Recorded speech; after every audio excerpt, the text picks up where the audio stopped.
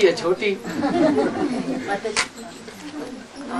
कानों में सर्दी लगेगी ठंडी लगेगी?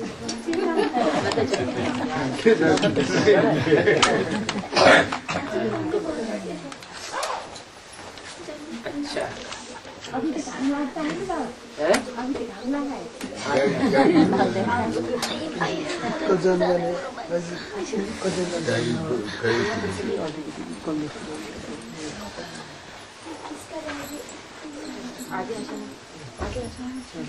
उसके ज्ञान का संबंध क्वेश्चन उसके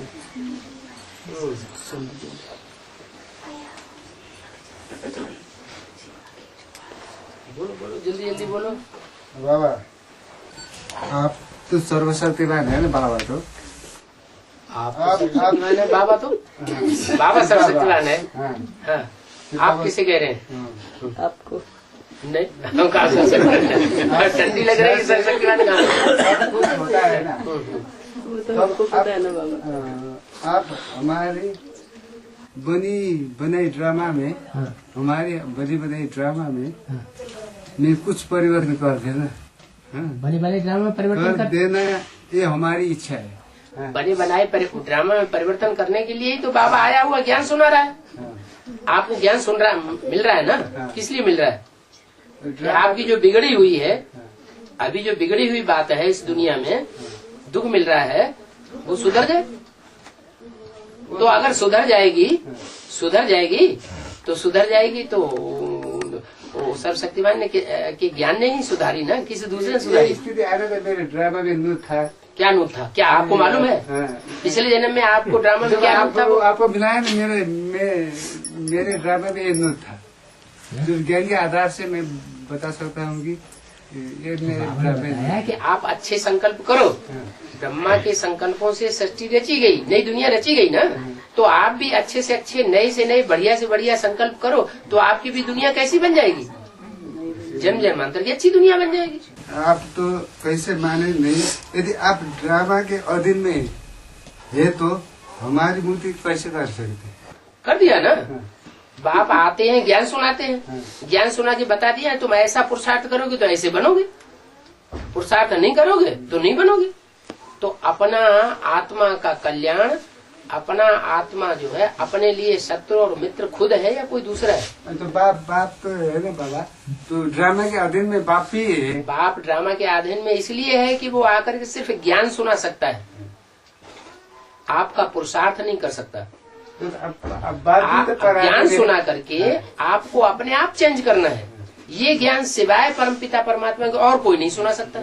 इसलिए परमात्मा बाप सर्वशक्तिमान कहा जाता है। तो बाप भी अपने ड्रामा के अधीन में है। बाप ड्रामा के अधीन में इसलिए है कि उसे एक्यूरेट टाइम पर आना है। वो कलयुग में नहीं आ सकता, द्वापर में नहीं आ सकता, सतयुग में नहीं आ सकता, त्रेता में नहीं आ सकता।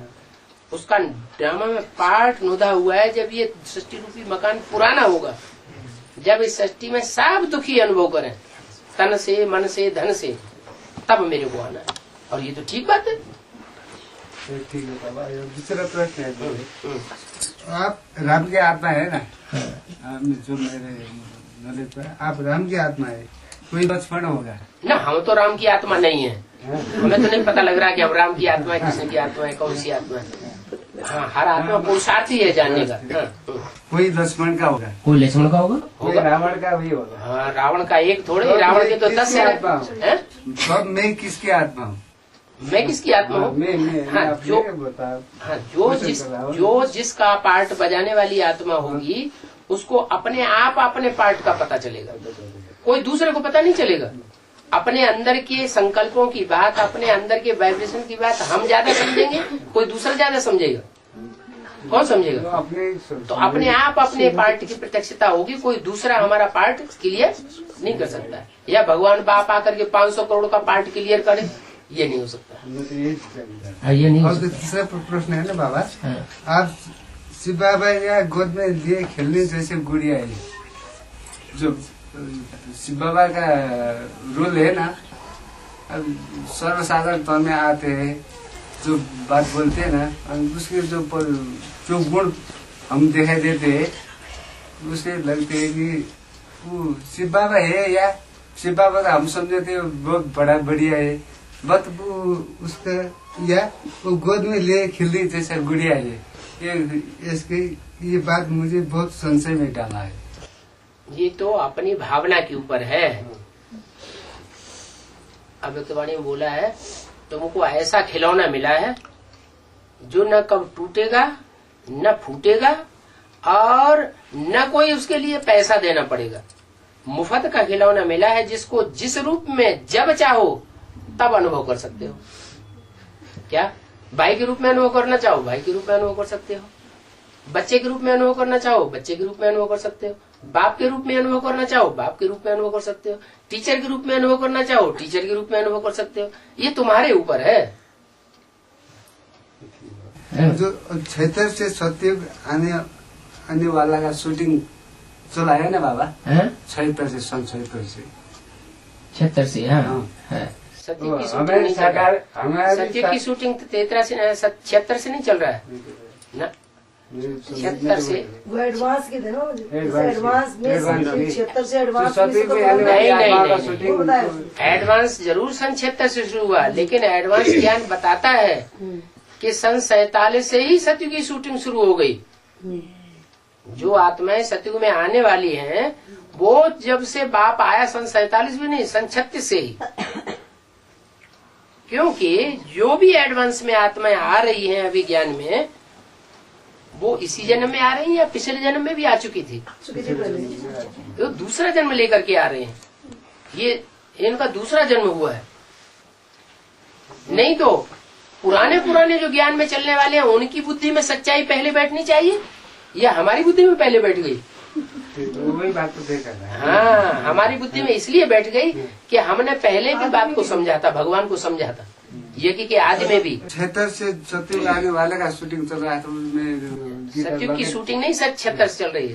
सन 76 तक सत्युगी वर्ण की देवताओं की शूटिंग पूरी हुई, उसके बाद क्षत्रिय वर्ण की आत्माओं की शूटिंग शुरू हुई। ये बात जो राम और राम के फॉलोअर आत्माएं हैं। पढ़ा था गीता लागेट में क्षेत्र से सत्युग में आने वाला आत्माओं का शूटिंग आपको गलत किया तो किसी ने समझा दिया। नहीं, गीता लागेट वाला गीता वो लागेट में नहीं लिखा है ऐसा। सन 76 जो है त्रेता युग जो है, त्रेता युग की शूटिंग शुरू होती है सन 76 से, लेकिन सतयुग की शूटिंग सन 76 तक हो चुकी और आपने पूर्व जन्म में जन्म ले लिया, सतयुग की शूटिंग कर ली आपने अपनी 76 से पहले ही। हाँ। तो जो आत्माएं यज्ञ के आदि में छोड़ के चली गई, फेल हो गई, वो आत्माएं फिर 76 में आके ऐड हो जाती। उनकी शूटिंग पहले ही हो चुकी, सत्युग की शूटिंग मैंने देवता बने की शूटिंग उनकी पहले ही हो चुकी है। त्रेता युग की शूटिंग की भी तो सदो प्रधानता आती है ना, त्रेता युग की शूटिंग जो होगी 76 से ना वो। लेकिन इसमें एक और बात है, सामूहिक शूटिंग का हिसाब अलग चलता है और हर एक व्यक्ति की व्यक्तिगत शूटिंग का हिसाब अलग चलता है। भले कोई आज आ रहा है ज्ञान में, लेकिन जब से आ रहा है तभी से उसकी सतो प्रधान शूटिंग शुरू हो रही है, तो सत्युग की मानी जाएगी, सत्युग की पर्सनल सत्युग की मानी जाएगी। लेकिन सामूहिक रूप से जो समझाने के लिए वो सन 76 से जब पहली आत्मा जो राम वाली आत्मा है उसके हिसाब से वो त्रेतायुगी शूटिंग की शुरुआत है सतो प्रधानता की। हाँ। लेकिन उसने सत्य की शूटिंग पहले ही कर ली। बाबा है ना, बाबा संकल्प से उस आत्मा को प्रेरणा देते हैं जिसकी प्रेरणा नहीं देते, विश्व विनाश की बाप प्रेरणा देते नहीं, बाप नहीं प्रेरणा देते। अगर प्रेरणा से काम चल जाए तो फिर यहाँ साकार सृष्टि में आने की क्या दरकार? अब यही क्वेश्चन नहीं सुन, ये तो गलत बात है। बाप अगर प्रेरणा से ही काम करा ले तो फिर इस सृष्टि पर गीता ज्ञान सुनाने की क्या दरकार है? महाभारत युद्ध कराने की क्या दरकार है? वही क्वेश्चन मेरे प्रेरणा नहीं देता। अब बाबा जो सतो रजो तमो जो पदार्थ की है ना अवस्था, सतो रजो तमो जो हाम्रो ब्रह्मा विष्णु महेश जो कहते ना, इलेक्ट्रॉन प्रोटॉन न्यूटन जो, हाँ ठीक है, ब्रह्मा विष्णु शंकर, हाँ ब्रह्म सत्य और जगत मिथ्या, और आप जीव आत्मा और पदार्थ, इसकी व्याख्या करें। ये ब्रह्मम सत्यम जगत मिथ्या ये गुरुओं का वाक्य है। गुरु लोग ब्रह्म को भगवान समझ लेते हैं। हमारी ब्राह्मणों की दुनिया में भी जो बेसिक नॉलेज के गुरु हैं उन्होंने ब्रह्मा को क्या समझ लिया? भगवान समझ लिया, गीता का भगवान समझ, ये गलती हो गई। उसी गलती को आप अगर दोहराएंगे तो गड़बड़ हो जाएगा। ब्रह्मम सत्यम ये बात गलत है। क्या क्यों गलत है? क्योंकि ब्रह्म सत्य है ही नहीं। ब्रह्म तो जड़त्वमयी बुद्धि है। ब्रह्मा की बुद्धि जड़त्वमयी थी या चैतन्य समझदार बुद्धि थी? जड़त्वमयी बुद्धि थी। ब्रह्मा से ज्यादा तो आपकी ज्यादा बुद्धि श्रेष्ठ है। आपने भगवान को पहचान लिया। ब्रह्मा बूढ़े हो गए, शरीर छोड़ गए, लेकिन उन्होंने भगवान को नहीं पहचाना। बल मुरली में बाबा ने बोल दिया उनके मुख से कि बच्चे ब्रह्मा कुमार कुमारी मत कहो, क्या लिखो? प्रजापिता ब्रह्मा कुमार कुमारी। तुम माँ बाप दोनों के बच्चे हो, अकेली अम्मा के बच्चे नहीं हो। लेकिन ब्रह्मा की बुद्धि में ये बात आई नहीं। कोई ब्रह्मा कुमार कुमारी की बुद्धि में ये बात आई नहीं, जबकि ये बात 65-66 में ही बोली हुई थी। बाबा ये चंद्रमा के क्षेत्रफल है ना, चंद्रमा के क्षेत्रफल, चंद्रमा के क्षेत्रफल और परिधि प्रशांत महासागर से की गहराई से बिल्कुल टैली होती है। टैली हो या ना हो उससे क्या मतलब है? उसके आकार प्रशांत महासागर भले बड़ा हो, उसमें जो समा जाने वाला चंद्रमा छोटा भी हो सकता है। माँ की गोद भले बड़ी हो, लेकिन उसमें गोद में समा जाने वाला बच्चा छोटा भी हो सकता है। ये क्या बात हो गई कि जितनी अम्मा की बड़ी गोद है उतना ही बच्चा बड़ा होना चाहिए?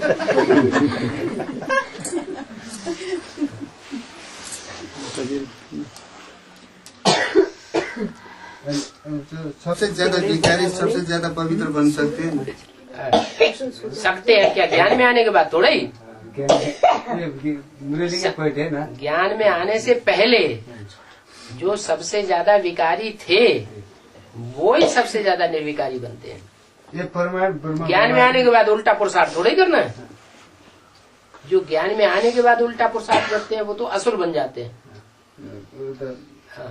ये परमाणु ब्रह्म बाबा के बेसिक बात कर रहा हूँ मुरली की। ये परमाणु ब्रह्म बाबा के उर्फ दादा लेखराज ने दिखाया है। तो सबसे ज्यादा गर्भ देने वाला सूर्य है, तो इसकी केंद्र बिंदु बहुत शीतल होगा ना बाबा? बात समझे क्या कह रही है? फिर बोलो तो क्यों ना?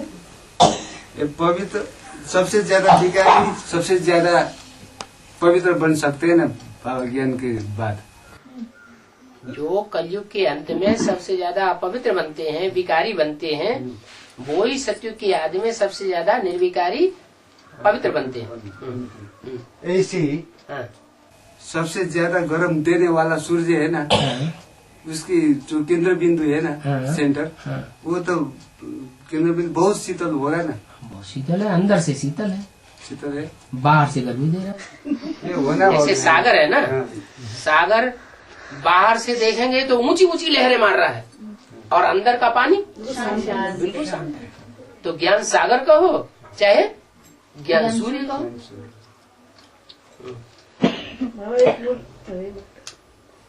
एक मूल्य बोला कि बाबा रात को लिखाते थे और बाबा लिखते थे। हाँ।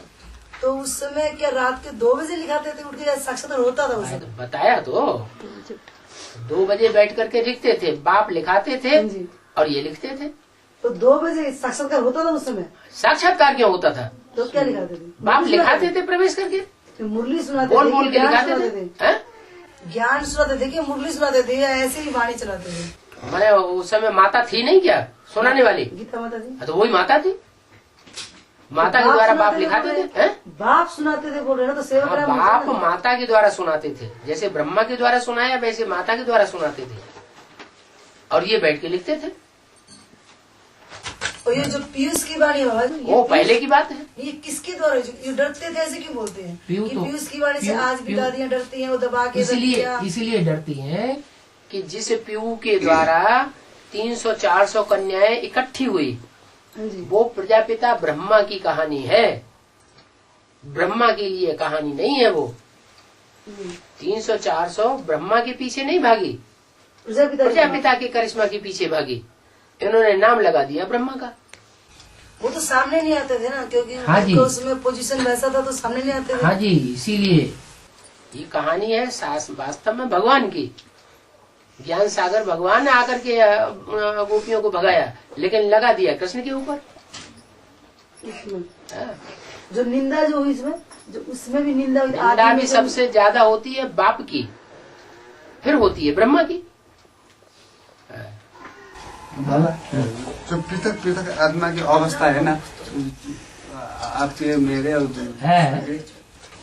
अवस्था सत्व सामान्य। अभी जो बीच में बात पूछ रहे थे वो हो गई पूरी। पृथक होता है ना बाबा। अभी जी क्या बात पूछ रहे थे आपको हो गई पूरी? फिर नहीं तो उठ खड़े हो गए। इसको पूरा कंप्लीट हुआ जो सुनना इसको सूर्य को अच्छा हो गया, चलो आगे चलो। हाँ। पृथक पृथक आत्मा के अवस्था है, अलग अलग अवस्था है, अलग सत्व सामान्य रज और तम, और पृथक पृथक होता है ना बाबा। होता है, हर आत्मा की अवस्था अलग अलग होती है। हाँ, तो ये सच्ची गीता लाकेट के मैंने पॉइंट देखे, एक नारी से बिगाड़े में जाने के लिए बाबा ने स्वीकार किया है, तो किया है ये तो बोलने में ये बोला है पतित बनना है, वो तो कायदा है द्वापर कलयुग में। द्वापर कलयुग की दुनिया में पतित बनना है वो तो कायदा है, लेकिन एक से पतित बने, अनेकों से पतित बनना वो बेकायदे है। तो ये बात बाबा ने बोली है ब्राह्मणों की दुनिया के बीच। ब्राह्मणों की दुनिया के बीच ये बात बोलने से बच्चों को समझ जाना चाहिए कि अगर दृष्टि का संग का रंग लेना है तो एक से लेना है, एक को पहचान करके। अनेकों से अगर दृष्टि का संग का रंग लिया तो क्या हो जाएगा? भिखारी हो जाएंगे। तो भिखारी हो जाएंगे, व्यभिचारी बन जाएंगे, नीचे गिर जाएंगे। उसको उन्होंने उल्टा समझ लिया, समझने वालों ने। उन्होंने ये समझ लिया कि पतित बनना है वो तो कायदा, बाबा ने तो बोला हुआ पतित बनना है, तो इंद्रियों से पतित बनने की बात थोड़ी ही है। बाबा जो भक्ति ज्ञान एवं वैराग्य है ना, और भक्ति अर्थात प्रेम, साक्षी भाव एवं शिवत्व, साक्षी भाव है ना बाबा, साक्षी भाव एवं शिवत्व, और शिवत्व धारण में ये आत्मा की स्वतः प्रदान करने की विधि नहीं है। साक्षी बनकर के रहो, क्या साक्षी बन गए। हाँ, जो भी हो रहा है उसके साक्षी, वो साक्षी होकर के देखो, माना उससे प्रभावित मत हो। बुरा हो रहा है, कोई बुरा कर रहा है, हम उसके बुरे होने से, उसके नाराज होने से हम प्रभावित हो जाए, हम भी नाराज हो जाए, तो हम साक्षी नहीं हुए। जो बुरा कर रहा है वो बुरा कर रहा है, हम देखते हुए नहीं देखे, सुनते हुए नहीं सुने, हमसे सहन नहीं होता है तो हम बाबा को लिख करके भेज दें, खुद साक्षी होकर के रहे। ज्ञान में बाबा हमारे पास समय बहुत सीमित है और लगभग जनसंख्या है 7.5 अरब। 4.5 अरब नहीं है, तो 5-6 तक पहुंच गई, 7.5 अरब पहुंच गई। और उसमें एक क्या बात है कि बाबा अभी लोग बहुत सीमित लोगों ने आपकी ज्ञान सुन पाई है। सीमित लोग नई दुनिया में सीमित लोग पहुंचेंगे या ज्यादा लोग पहुंचेंगे? उन्हें तो बोलना, मगर वो कहेंगे कि बाद में कहेंगे कि हमें क्यों ज्ञान नहीं सुनाई, हमें भी ज्ञान सुनाई होती तो हम भी पहुंच जाते, वो हमें पहुंच। तो सबको छूट है, जो जब यहाँ तो नियम बना हुआ, लास्ट में आने वाला भी फास्ट हो सकता है, फास्ट जा सकता है। और एक बात ये है कि जब माँ का पाठ खत्म हो चुका है तो वो कहेंगे कि माँ का पाठ खत्म नहीं हो चुका। ब्रह्मा का पाठ स्थापना के कार्य में अंत तक अनुदा हुआ है। जब तक पूरी स्थापना नहीं हुई है ब्रह्मा का पाठ खलास नहीं हो सकता। 3 देवताएं हैं, 3 देवताओं से 3 मूर्ति शिव कहा जाता है। त्रिमूर्ति शिव ऐसे थोड़ी कहा जाता है, 2 मूर्ति शिव, 1 मूर्ति शिव। 3 मूर्तियां हैं तो तीनों मूर्तियां ही अंत तक अपना पाठ बजाएंगी, रहेंगी इस सृष्टि पर, नहीं तो त्रिमूर्ति शिव ही नहीं कहा जाएगा। तो सभी को ज्ञान मिलेगा। ज्ञान तो थोड़ा बहुत सभी को मिलेगा। 500 करोड़ भी आत्मा आएगी, वो भी थोड़ा सा ज्ञान जरूर उठाएगी। अभी तो साधन बढ़ते जा रहे हैं, दुनिया में कम होते जा रहे हैं। साधन बढ़ते जा रहे हैं, इंफॉर्मेशन टेक्नोलॉजी बढ़ती जा रही है। बाबा ये जो अभी का संसार है ना बाबा, ये कभी खत्म होगा?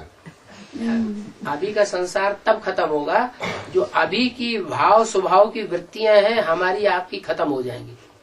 हमें आपकी खत्म हो जाएगी। पहले बच्चों की खत्म होनी चाहिए। संगम योगी लक्ष्मण बैठेंगे गद्दी पे बैठते हैं चित्र में कहीं संगम में लक्ष्मी नारायण को गद्दी में बैठे हुए दिखाया गया? राम दरबार में बैठेंगे ना। राम सीता वो तो त्रेता युग की बात है। जब उनको मिलेगा गद्दी मिलेगा, वो तो त्रेता में मिलती है गद्दी। संगम योगी लक्ष्मी नारायण तो आएंगे। संगम युग लक्ष्मी नारायण गद्दी नहीं लेते हैं। जैसे बाप है तो बाप का बच्चा भी वैसा ही होता है। बाप कैसा है? ओबीडेंट सर्वेंट बनकर ही आया सारी सृष्टि का। तो बाप का बच्चा भी जो असली होगा वो कैसा रहेगा? अंत तक सर्वेंट बन के रहेगा। लेकिन दुनिया उसको भले महाराजा माने।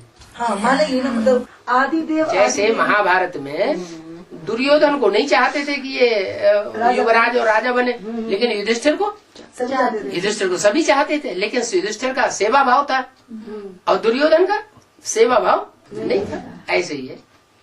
नहीं, जो सारी जो इतनी करोड़ की जो दुनिया है, जब ये मतलब प्रत्यक्ष होंगे जो आदिदेव और आदि देवी, तो उसमें के सारी दुनिया एक बार जरूर देखेगी। सारी दुनिया एडम ईव को मानेगी। मानेगी और दिल से मानेगी। देख नहीं पाएंगे। भले देख ना पाए ना। गांधी जी को तुमने नहीं देखा तो क्या गांधी जी तुम्हारे दिल में नहीं बसे हुए हैं? तो दिल में बैठेंगे। हाँ जी। सबकी ज्ञान में आने से पहले भक्ति में आना जरूरी है। भक्ति माना सुनना सुनाना। क्या तो सुनेंगे पहले या समझेंगे पहले? पहले सुनेंगे बाद में समझेंगे। पहले भक्ति का फाउंडेशन ही चाहिए।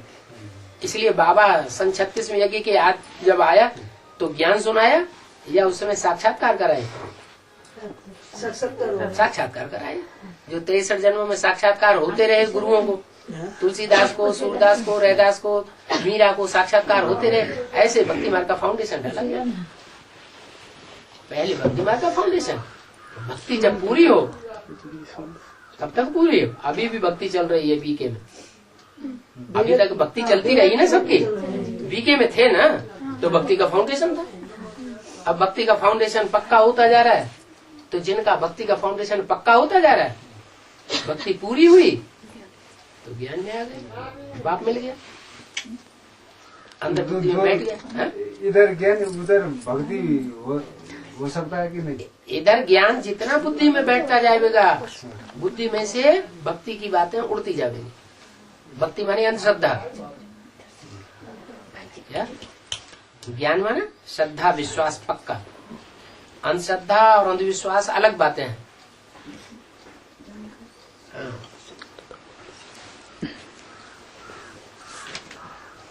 बाबा वो आत्मा और प्राण एक ही है और दोनों अलग अलग चीजें बाबा। जब आत्मा निकल जाती है तो श्वास का आना जाना बंद हो जाता है। इसका मतलब ये हुआ कि आत्मा भी एक शक्ति है। अंदर है शरीर में तो शरीर कार्य करेगा, बाहर हो गई शरीर निर्जीव हो जाता है। वनस्पति में भी आत्मा है, वो भी उसमें भी आत्मा है, लेकिन जड़त्वमयी आत्मा। क्या? और वनस्पति एक स्थान पे जहाँ उगेगी बस वहीं पे लहराती रहेगी, उससे अलग होकर के कार्य नहीं करेगी। अंतर मन है ना, चेतन और अचेतन मन जो कहते हैं ना, तो अचेतन मन है ना, अचेतन मन तो हमारा मतलब जो ध्यान अवस्था में रहती है, सुषुप्त अवस्था में अचेतन मन काम करता है। सुषुप्त अवस्था में जो ध्यान के काम तो करता है ना, योग की काम तो करता है। बाहर हम जैसे जिनका में लगे हुए ऐसे बोले रहे, हमारे अचेतन मन तो उसमें काम कर रहा है ना। तो अचेतन जो सुप्रीम सोल से जुड़ा हुआ है, अचेतन सुप्रीम सोल से जुड़ा हुआ हो तो हमेशा जुड़ा हुआ हो तो फिर उसे आने की दरकार क्या है? वो आता ही इसलिए है कि वो हमारे मन को अपनी बुद्धि से जोड़ना चाहता है। वो जो आने वाला है, जो भगवान है, वो मन है, मन वाला है या अमन है? बाहर से तो दिखने वाला जो जैसे भी हो, अंदर से तो उसका मन चलता है। ब्रह्मा का मन चलता है, जिसमें प्रवेश करता है उसका मन चलता है, या भगवान का मन चला है मन? ब्रह्मा का मन चला, ब्रह्मा का मन चलता है, शरीरधारी का मन चलता है। जिसको शरीर ही नहीं है उसका मन अमन है, उसे मन चलाने की दरकार है ही नहीं, सोचने विचारने की दरकार है ही नहीं, वो तो असोचता है, उसे संकल्प विकल्प करने की दरकार ही नहीं, वो तो जानता है, त्रिकालदर्शी है, पहले से ही है, उसे सोचने विचारने की क्या दरकार। वो आता ही हमको अमन बनाने के लिए। हम मन के ऊपर पूरा कंट्रोल कर रहे हैं, मन बिल्कुल हिल ना सके, तब आप समान बना के हमको ले जाएगा। तो अचेतन है ना बाबा, तो अचेतन मन बहुत शक्तिशाली, ठीक है, कहते हैं। तो जो सब बहुत शक्तिशाली होने के नाते से मैं ये सर्वशक्तिमान का स्वरूप होगा। वो कुछ नहीं, वो आत्मा से परमात्मा वालों की थ्योरी है। मैंने यही सोचा है, वो आत्मा से परमात्मा जो समझते हैं उनकी थ्योरी है, लेकिन ऐसा है नहीं। हाँ, अचेतन मन और शिव बाबा में कोई संबंध नहीं है। संबंध है, वो आकर के मन को अमन बनाता है तो संबंध हुआ ना। अमन बनाने के नाते से तो संबंध है, तो बाकी और कुछ अमन बात, ये कोई कम बात है क्या? अमन बनाने तो मन को अमन बनाना, मन के आधार पर तो इंद्रियां सुख दुख भोगती हैं। क्या?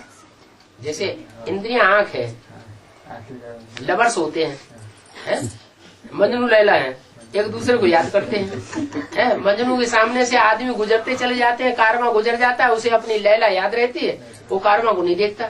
आंखें तो खुली थी, क्यों नहीं देखा? क्योंकि जो मन है वो देख रहा था। तो मन की आंखें अगर बंद हैं तो ये आंखें काम नहीं करती, ये इंद्रियां भी अपना सुख दुख नहीं ले सकती। मन जब इंद्रियों के साथ जुड़ेगा तो इंद्रियां अपना सुख दुख भोग सकेंगी। तो मन ही मुख्य है। सुख दुख तो वो मान्यता है ना बाबा, मन ही भोगता है। मन ही भोगता है। मान्यता तब कहिए जब मन को अमन बना ले। जब मन को अमन बनाया नहीं तो मान्यता क्यों है? वो तो सच्चाई है। तो मानने से दुख सुख होता है ना। अच्छा, तो हम थप्पड़ मार रहे हैं अभी दुख होगा कि नहीं होगा? मन है ना।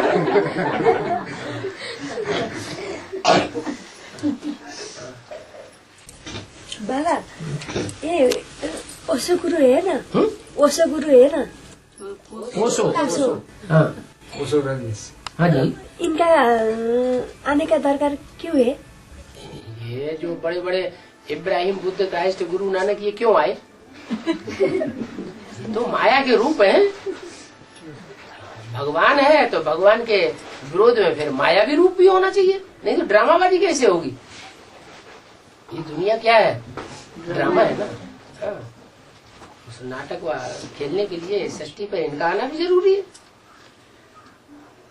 कोई ड्रामा हो, नाटक हो और उसमें विलियन हो ही नहीं विरोधी पार्ट बजाने वाला, तो मजा आएगा ड्रामा देखने में? मजा ही नहीं आएगा। बाबा, ये गोया शिव बाबा मनुष्य मात्र का पिता बोले हैं। गोया शिव बाबा मनुष्य मात्र का पिता बोले हैं एक मुरली में। तो शिव बाबा मनुष्य मात्र का पिता बोले हैं, तो फिर बोले हैं कि साधे प्रजापिता है ग्रेट ग्रेट ग्रैंड फादर। और शिव बाबा और प्रजापिता में क्या अंतर? ग्रेट ग्रेट ग्रैंड फादर क्या अंतर है? कौन कौन है? शिव बाबा में शिव ज्योति बिंदु आत्मा सुप्रीम सोल जो जन्म मरण के चक्कर में नहीं है वो भी है।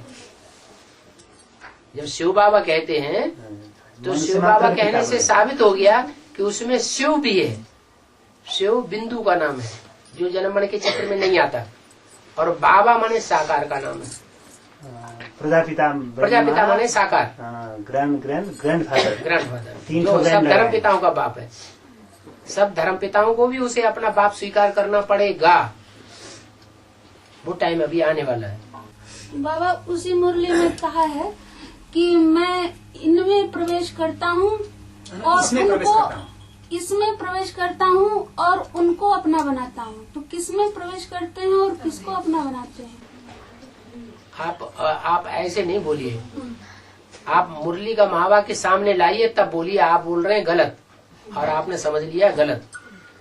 मुरली तो लाए। हाँ, मुरली लाए नहीं, इसलिए आप उल्टम पलटम करके बोल रहे हैं। तो बात सही कैसे निकली? मुरली तो ले आए हैं। मुरली ले आए तो बताओ। मैं इसमें प्रवेश करता हूँ, उनको अपना बनाता हूँ। ऐसा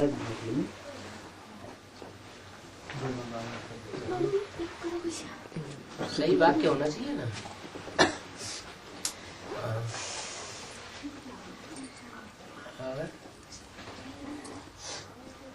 बाबा ये कहते हैं कि धर्म इसमें किंवदंती है, मतलब कि महाकाली का बेटी है, दोनों महाकाली सेती और काली नदी है। पोखरा में सेती नदी बह रही है, मगर काली नदी में जो बाबा मिलते हैं ना शालिग्राम, दुनिया में कहीं नहीं मिलते हैं। काली गंडकी जो है, सेती गंडकी, दो है इसी में। तो एक ही कहते हैं कि महाकाली का बेटी है, लेकिन केवल इस विश्व में बाबा काली में खाली शालिग्राम मिलने का अर्थ क्या है, और नदी में नहीं मिलते? जो रुद्रमाला है वो शालिग्रामों की है। रुद्रमाला बीजों की माला है ना, शालिग्रामों की माला है ना। रुद्र यज्ञ रचते हैं तो कितने शालिग्राम बनाते हैं, लाख शालिग्राम बनाते हैं ना। तो वो रुद्रवत्स है ना। तो जो रुद्रवत्स है, रुद्रमाला जो है, उस रुद्रमाला में आखिरी मणका जो जगदम्बा है वही महाकाली बनती है। इसलिए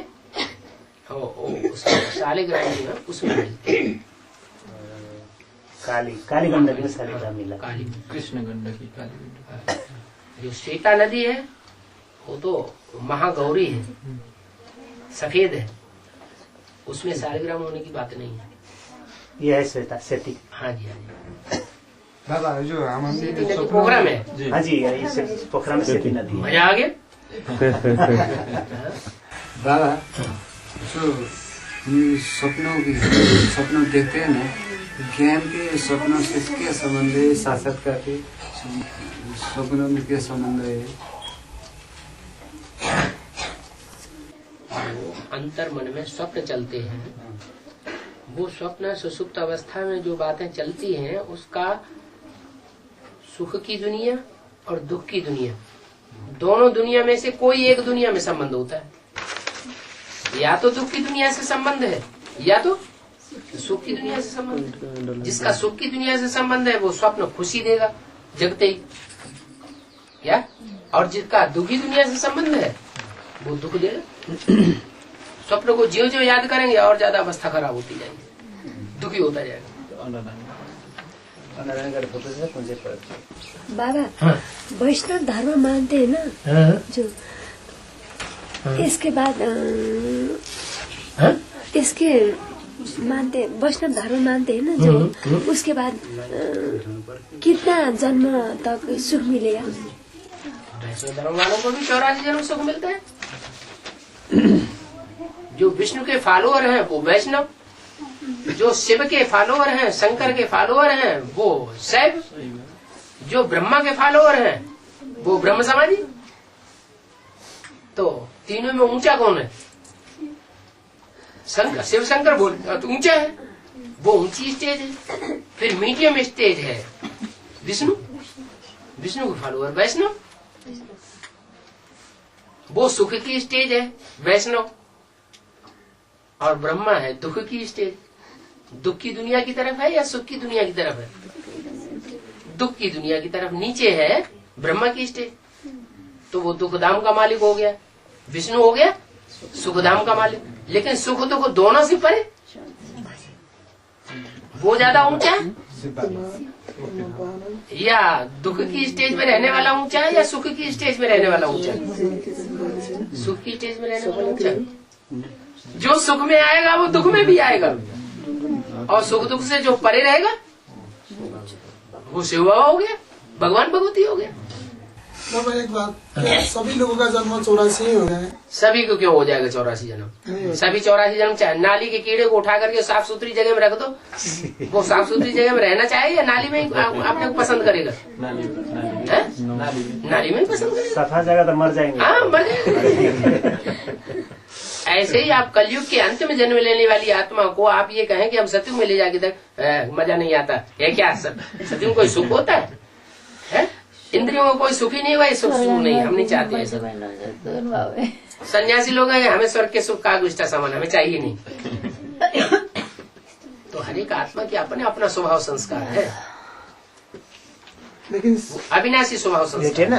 लेकिन जो भी कहेगा कि मुझे स्वर्ग जाना है, हाँ किसी भी पूछिए आपको मरने के वक्त आप किधर जाना चाहिए, तो बोले मुझे स्वर्ग। अच्छा सन्यासियों से पूछो। नहीं, जो दूसरे धर्म वाले तो दूसरे धर्म वाले ही कहेंगे ना, सन्यासी तो नहीं कहेंगे। तो इब्राहिम, बुद्ध, क्राइस्ट ये सब सन्यासी ही तो हैं। वो भी कहेगी कि धर्म सत्य को समझ लो, वो कहेगी कि अधर्म मत करो, तो बुद्ध भी कहेगा। वो जो जिसको अधर्म समझते हैं वो अपनी वाणी को धर्म समझते हैं, उसके अलावा जो दूसरी वाणी बोलेगा उसको अधर्म समझते हैं। अधर्म समझते हैं इसलिए तो ईश्वर का आगे विरोध करते हैं। वो भी कहेंगे कोई किसी को कष्ट मत दो, किसी को दुख मत दो। दुख किसे कहते हैं और सुख किसे कहते हैं उसकी परिभाषा ही उनको नहीं मालूम है। वो समझते हैं इंद्रियों का सुख देना ही सुख है। इब्राहिम क्या कहेगा? इंद्रियों से परे का भी कोई सुख होता है, वो मानेगा। फिर लोग क्यों फॉलो करते हैं उसे? तो फिर लोग क्यों फॉलो करते हैं उसे? किसको? बुद्ध को, इब्राहिम को, क्राइस्ट को क्यों फॉलो करते हैं? कुत्ते ही कुत्ते को फॉलो करेंगे ना।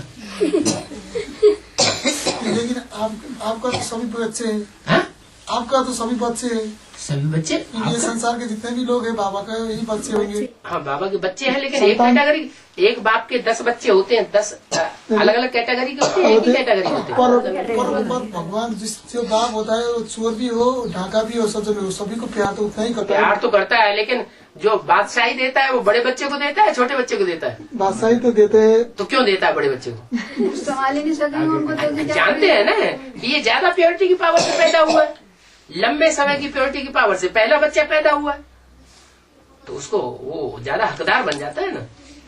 तो ऐसे ही बच्चे तो सब हैं, लेकिन कोई बाप को पहचानते हैं, कोई नहीं पहचानते। जो पहले बाप को पहचानते हैं वो पहला बच्चा है, जो पहचानता ही नहीं और विपरीत आचरण करता है वो बच्चा है।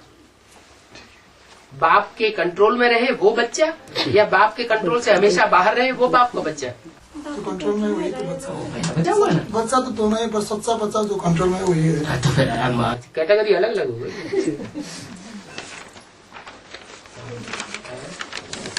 तो शिव बाबा की सबसे बड़ी भाषा कौन को माना गया? वो वाक्य बताओ। वो खड़ी लाइन लगाओ, लाइन के किनारे पे इसमें लगा है, इस भाग्यशाली रात का नाम तो आप इसमें प्रश्न क्या पूछ रहे हैं? वो प्रश्न बताओ। मैं इनमें प्रवेश करता हूँ, उनको अपना बनाता हूँ। इस भाग्यशाली रथ का नाम तो और ही होता है। क्या कहा? मेरा अवतरण इस भाग्यशाली ब्रह्मा रथ में ही होता है। इससे ऊपर बोला है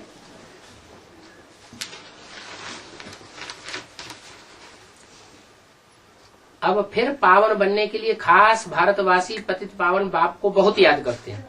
किसको याद करते हैं? पतितों को पावन बनाने वाले बाप को बहुत याद करते हैं। इसकी बात हो रही है, ये ध्यान रखना। हाँ, अब फिर पावन बनने के लिए खास भारतवासी पतित पावन बाप को बहुत याद करते हैं, क्योंकि मेरा अवतरण इस भाग्यशाली ब्रह्मा रथ में ही होता है। किस भाग्यशाली ब्रह्मा रथ में? जिसके द्वारा पतित से पावन बनते हैं। और दादा लेखराज के द्वारा तो नहीं बने, उसके लिए इस नहीं बोला है। जो वाक्य ऊपर आ रहा है उससे कनेक्टेड करो। आधे से अगर पकड़ेंगे तो हम समझ लेंगे ब्रह्मा के लिए बोला, ब्रह्मा के लिए बोला ही नहीं। यहाँ जो वहाँ जहाँ से वाक्य शुरू हो रहा है, अब फिर पावन बनने के लिए खास भारतवासी पतित पावन बाप को याद करते हैं। भारतवासी कौन से बाप को याद करते हैं? पतित पावन बाप को याद। ब्रह्मा को पतित पावन रथ कहेंगे? फिर उसकी बात ही नहीं हो रही है, ब्रह्मा की बात। यहाँ ब्रह्मा से अर्थ लगा लिया आपने। बहुत याद कर, क्योंकि मेरा अवतरण इस भाग्यशाली ब्रह्मा रथ में ही होता है। किस रथ में होता है? ये ब्रह्मा रथ भाग्यशाली नहीं है जो हार्ट फेल होकर के खत्म हो जाए। भाग्यशाली रथ वो है जो आदि से लेकर के अंत तक रहे और इसी रथ से नई दुनिया में पहुंचे। वो भाग्यशाली रथ है जो पतित से पावन बने। रथ पतित से क्या बने? रथ पावन बने। भाग्यशाली ब्रह्मा रथ में ही होता है। इस भाग्यशाली रथ का नाम तो और ही होता है।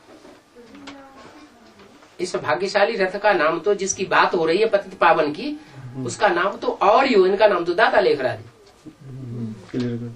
इस भाग्यशाली रथ का नाम तो और ही होता है।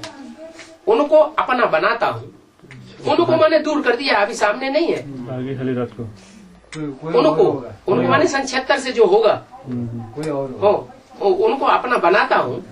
76 का कि 36 का बाबा? 36 को अपना बनाता हूँ, आने वाला को। हाँ, उनको अपना बनाता हूँ। इसमें प्रवेश कर प्रजापिता ब्रह्मा नाम रख देता हूँ। क्या प्रवेश करता हूँ और नाम क्या रख देता हूँ? प्रजापिता ब्रह्मा। कल पहले ड्रामा अनुसार प्रजापिता ब्रह्मा द्वारा ब्राह्मण रच उन ब्रह्मा कुमार कुमारियों द्वारा पतित भारत को पावन भारत बनाया था।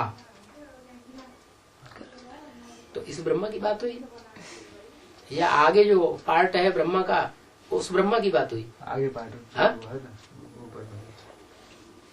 कल पहले ड्रामा अनुसार प्रजापिता ब्रह्मा द्वारा, प्रजापिता ब्रह्मा साकार सृष्टि पे होता है या सूक्ष्म पतन होता है? साकार सृष्टि। मुरली में तो कितनी बार क्लियर किया हुआ है, प्रजापिता प्रजा के साथ होगा, सूक्ष्म पतनवासी कैसे होगा?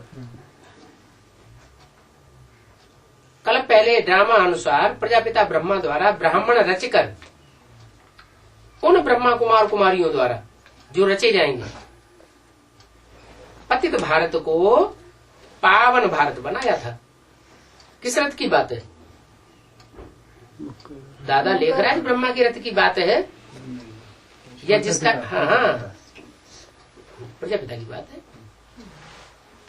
फिर भी जबकि कल्प के अंत में पतित बन आत्मा 84 चक्र पूरा करती है, तो फिर वही पतित दुनिया को पावन करने के लिए आना पड़ता है। कल्प अर्थात 5000 वर्ष बाद मुझ सर्व के परमपिता परमात्मा को याद करते हैं भक्ति मार्ग में, और अंत में अब भक्ति मार्ग पूरा होता है तो आता हूँ। भक्ति मार्ग द्वापर से उतरता मार्ग है। तो क्या बात है, कौन सी बात गड़बड़ हो गई आपको नहीं समझ में? ऊपर वाला हो गया। इनमें और आगे नीचे लिखा है, मेरा तो कोई बाप टीचर सदगुरु नहीं है। मेरा तो कोई बाप टीचर सदगुरु नहीं है। और ब्रह्मा का तो बाप टीचर सदगुरु हुआ ना। भारतवासी आसुरी संप्रदाय जो सतयुग में दैवी संप्रदाय थे, उनका पिता तो हूँ, परंतु उनको फिर से सूर्यवंशी देवी देवता बनाते हैं। बनाने के लिए प्रजापिता ब्रह्मा कुमार कुमारी बनते हैं। कल पहले मिसल उनका शिक्षक बनता हूँ, उनको सत्य ज्ञान देता हूँ। षष्ठ चक्र के आदि मध्य अंत का ज्ञान देकर उन्हें त्रिकालदर्शी बना रहा हूँ।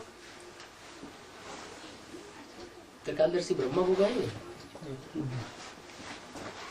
माना कोई ऐसा व्यक्तित्व तो संसार में प्रत्यक्ष होगा सदगुरु के रूप में, जो त्रिकालदर्शी के रूप में होगा, प्रत्यक्ष होगा, ताकि नंबरवार पुरुषार्थ अनुसार कल पहले मिसल चक्रवर्ती सूर्यवंशी देवी स्वराज्य स्थापन हो सके।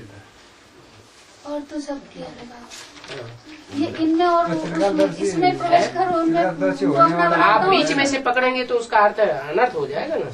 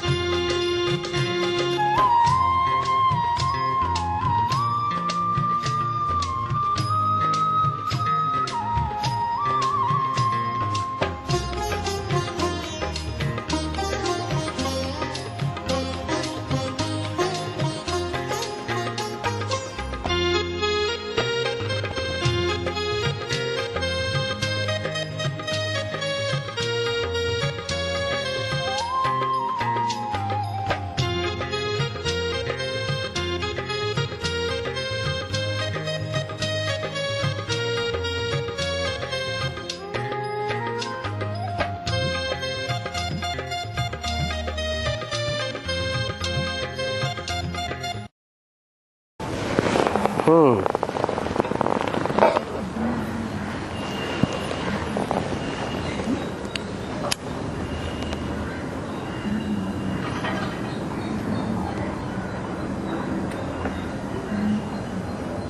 लगाने वाला तो सखी हरिश्चंद्र है ना, जो तीली लगाने वाला मुद्दा को तीली लगाने वाला। दुनिया की ऐसी कोई बात नहीं जो तेरे पर लागू न होती हो।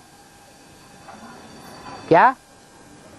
राम राजा, राम प्रजा, राम साहूकार, ये सारा मनुष्य सृष्टि रूपी झाड़ है। इसमें जो भी पत्ते हैं, जो भी पार्टधारी हैं, उनका बीज कौन है? सत्य हरिश्चंद्र। तो उसमें तो सब कुछ है। जो उसमें नहीं होगा वो दुनिया में भी नहीं होगा।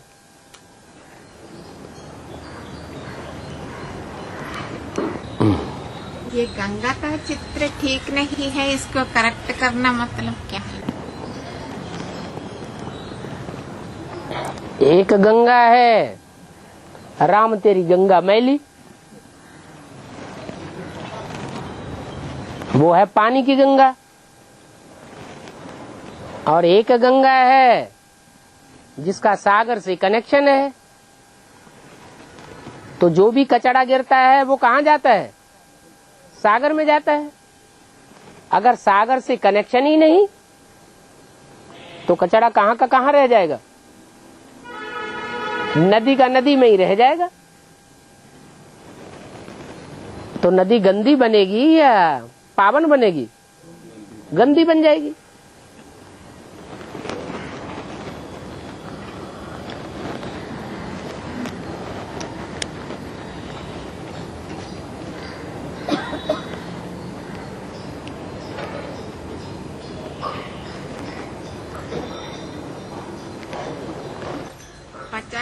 साल ये पढ़ाई चलेगी, पढ़ाई पढ़ाएगी। पढ़ाएंगे। पढ़ाई कौन पढ़ाता है? पढ़ाई पढ़ाने वाला क्या कहा जाता है? टीचर। टीचर का पार्ट कब से शुरू होता है? 76 से। तो 76 से लेकर के कब तक? 36 तक ये टीचर का पार्ट है। जब तक जीना है तब तक पीना है। तो 60 साल की पढ़ाई है। और पढ़ेंगे लिखेंगे तो बनेंगे नवाब। ऐसे लिखते रहेंगे खराब। तो हर एक आत्मा जो जिसका अनुसार पढ़ते रहता है, जो ईश्वरीय का ज्ञान, कुछ आत्माएं पढ़ाई लिखाई नहीं होता है फिर भी वो तो याद तो करता है। फिर दास-दासी क्यों बन रहे? कारण पढ़ाई लिखाई जो करता है तो पढ़ाई लिखाई ज्यादा करेगा वो ऊंच पद पाएगा, या कम पढ़ाई लिखाई करेगा वो ऊंच पद पाएगा? कोई चपरासी भी बनते हैं, वो मुश्किल से 8वां पास या हाई स्कूल पास कर पाते। कोई IPS IAS बनते हैं, बड़े बड़े ऑफिसर। तो पढ़ाई ऊंची पढ़ेंगे तभी तो। कुछ लोग ऐसा ही होता है, कुछ पढ़ाई लिखाई नहीं होता है, वो उससे ज्यादा कमाते हैं। उससे ज्यादा कमाते हैं, उससे मतलब भी ज्यादा। वो कौड़ियों की कमाई की बात है, ईश्वरीय पढ़ाई की बात नहीं है। यहाँ तो हिसाब बना हुआ है, वहाँ तो पूर्व जन्मों का हिसाब मिलता है। क्या कोई इस जन्म में कोई मेहनत नहीं करता और बाप दादा की कमाई हुई मिल्कियत उनको मिल जाती है? पूर्व जन्मों का हिसाब किताब है तो उनको मिल जाती है। और यहाँ तो जो जितनी पढ़ाई पढ़ेंगे ब्राह्मण जीवन में, चाहे भले पूर्व जन्म में पढ़ी हो, लेकिन 2-3 जन्म से ज्यादा तो ब्राह्मण जन्म होता ही नहीं, उनको उतना मर्तबा मिलेगा।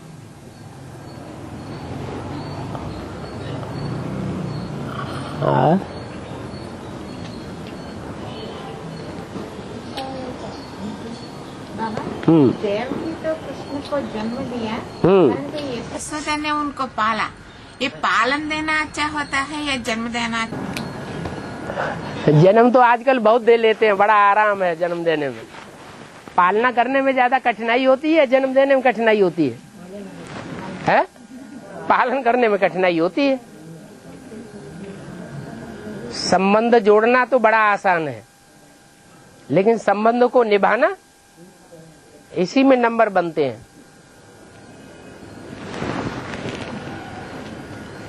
तो संबंध जुड़ गया, पति पत्नी का संबंध जुड़ा तो निश्चित है बच्चा भी होगा, बच्चे का संबंध भी जुड़ेगा। लेकिन संबंध तो जोड़ लिया, फिर उसको आदि से अंत तक निभाना भी तो है। नहीं निभाते हैं तो विधर्मी बन जाते हैं, पालना नहीं कर पाते हैं बच्चे की, तो बच्चा फिर उनको रिगार्ड देता है बड़े होकर, है? कारण बच्चा पैदा हुआ, उसकी बुद्धि में रिगार्ड रहा माँ बाप के लिए? नहीं रहा।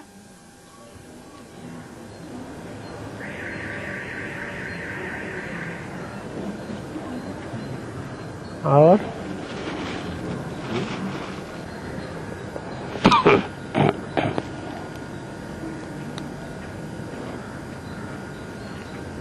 गुजरात इलेक्शन का क्या होगा? गुजरात इलेक्शन, हाँ, वो लोग बहुत कहना पहना है। अच्छा होगा, हद के या बेहद के? बेहद का गुजरात का भी इलेक्शन है। बेहद में जिनके ज्ञान की रात गुजर चुकी है, जिन्होंने शिव बाबा को अच्छी तरह से पहचान लिया है, ज्ञान के आधार पर जान लिया है, इतना जान लिया है कि धर्मराज के कोई भी डंडे खाने वाले नहीं है, माने पूरी पहचान हो गई है, तो उनका इलेक्शन होने वाला है कि नहीं है? गुजरात में वो इलेक्शन अभी क्लियर होने वाला है, तो जो होगा सो अच्छा होगा, कुछ लाइबेला तो जरूर होना चाहिए। तो हमारा अंदर सिक्स सेंस कब आएगी बाबा? क्या आएगी? Six sense. सिक्स सेंस माना जो भी होने वाला है, तो पुराना जमानत में ऋषि मुनि जो भी होता है, वो तो जो चिड़िया होती है ना, जब आंधी आने वाली होती है तो चिड़ियों को पहले से पता लग जाता है कि आंधी आने वाली है, अब वो अपना रास्ता पकड़ लेती है। क्या? क्योंकि वो कपट बुद्धि नहीं होती है। जो जितना सहज स्वभाव वाला होता है, जितना सात्विक बुद्धि होती है, तो उनको पहले से पता लगता है। जानवर सभी को पता पड़ जाता है, जो भी हो जाए तो जानवरों को भी पता चलता है। मनुष्य के मुकाबले जानवर तो बहुत कम कपट बुद्धि है, छल छिद्र कपट होता ही नहीं।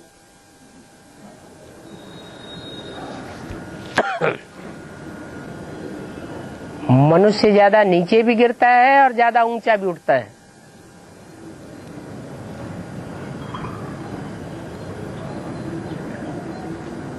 पुरुषार्थ करते करते मनुष्य आत्मा इतनी ऊंची उठती है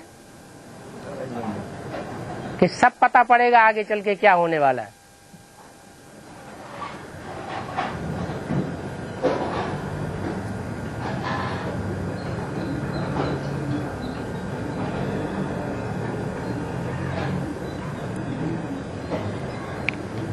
इतनी सात्विक बुद्धि हो जाएगी कि मोबाइल की दरकार ही नहीं पड़ेगी।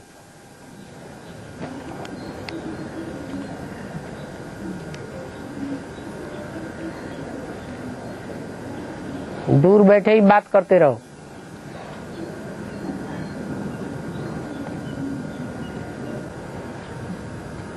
सब प्रसन्न चित्त हो गए।